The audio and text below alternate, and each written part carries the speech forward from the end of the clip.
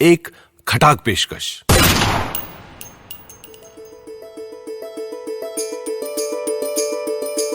यशवंत व्यास के लिखी कवि की मनोहर कहानियां, को पावर्ड बाय बीमा गराज। सुना रहे हैं अभिषेक पांडे। किस्सा नंबर 39। कवि प्रतिष्ठा के टेस्ट पर निकला। मोहल्ले के नल पर पानी भरती लड़कियों पर एक कविता लिखी। जब वो सम्मान स्थल पर पहुंचा तो न लड़कियां आई न नल चला। वो देश की अर्थव्यवस्था पर प्रेस क्लब की कोने वाली सीट से बहस करके लौटा। उसका पर्स ऐन गली में मार दिया गया। उसकी आवाज पर लोग जेब कतरे को पकड़ने तक नहीं दौड़े। बस में लटका। सहयात्री बोला, कवि कविता की जगह एक नाव बना दे तो उसमें चढ़ बैठे, ताकि जब डूबने की घड़ी आए तो जान बचाने का सामान हो। कवि ने कहा, नाव तो किसी ऐरे गहरे से बनवा लो जो लकड़ी ठोंकना जानता हो। कवि तो कविता ठोंकता है। बस से कूदा, सब्जी मंडी को निकल गया। करेले के भाव, बैंगन और कद्दू के भाव पर बहस की। कवि को पता है कि अभी जो एक कविता ठोक दे तो सब्जी वाला उसके विचार का भाव करेले के भाव से मिलाते ही बेहोश हो जाए। पर वो थमा रहा। आधे घंटे बाद पता चला कई बहनजियां सब्जी लेकर चली गई हैं। वो करेले के ढेर को ही देख रहा है। सब्जी वाला आगे बढ़ो चिल्ला रहा है। सब्जी मंडी में गाय घुसाई थी। हड़कंप मचा।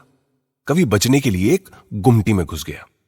गुमटी वाला चिल्लाया, बाहर निकलो, भीतर 2 टोकरे भिंडी के रखने जगह नहीं है। कमाल है, कविता मरखनी गाय से भी नहीं बच पा रही। कवि एक मामूली भिंडी से भी अपदस्थ होकर बाहर आया।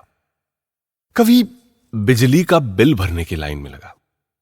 लाइन खिसक रही है, उसे कोई अपनी जगह नहीं दे रहा। उसका मन कहता है, एक कविता कौवा और बिजली का तार बोल दूं तो सब हिल जाए। क्लर्क खुद खिड़की से कूदकर बिल लेने चला है, पर पड़ोसी उन्हें घूरे जा रहे हैं। कवि सशंकित है। कविता बिजली के बिल जमा कराने की लाइन भी तोड़ नहीं पा रही। आखिर लक्ष्य पर पहुंचा। फिर कुछ घटा। बिजली के बिल जमा करने में अठन्नी के खुल्ले का चक्कर पड़ गया है। कविता अठन्नी से भिड़ रही है। कवि बिजली के क्लर्क से भिड़ रहा है। पीछे खड़ा दुखी नागरिक अठन्नी दे देता है। कवि की प्रसन्नता का पारावार नहीं है। यह नागरिक कविता की कीमत जानता होगा। वो धन्यवाद देने के लिए मुड़ता है। नागरिक हाथ जोड़कर कहता है, अब तो निकल यार, मेरा नंबर लगे। अठन्नी के चक्कर में आधा घंटा बर्बाद कर दिया। कवि टूट गया। उसकी कविता ने अठन्नी नहीं बचाई थी, नागरिक की व्यग्रता ने उससे पीछे छुड़वाया था।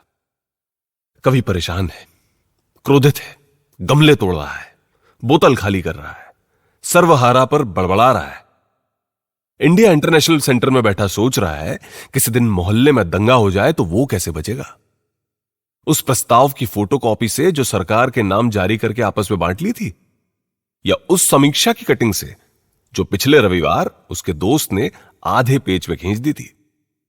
उस पर भी अखबार वाला कहेगा, इतनी जगह में बाल बढ़ाने का विज्ञापन छपता तो लाख रुपए का धंधा हो जाता। कविता बाल बढ़ाने से भी पिट गई। जीवन में पहली बार कवि को संदेह हुआ, उसकी कविता कविता है भी कि नहीं। कवि का यह सोचना हुआ कि उसी क्षण बिजली कड़की। रिक्शे वाले ने कहा, आज आपसे पैसे नहीं लूंगा बाबूजी, अभी अभी पता चला आप तो देवता हैं। खटाक पॉडकास्ट को पावर्ड बाय बीमा गराज। डाउनलोड करें बीमा गराज की हॉबनॉब ऐप और घर बैठे पाएं अपने क्लेम्स की सारी झंझटों से छुटकारा। बीमा गराज के साथ अब आसान है।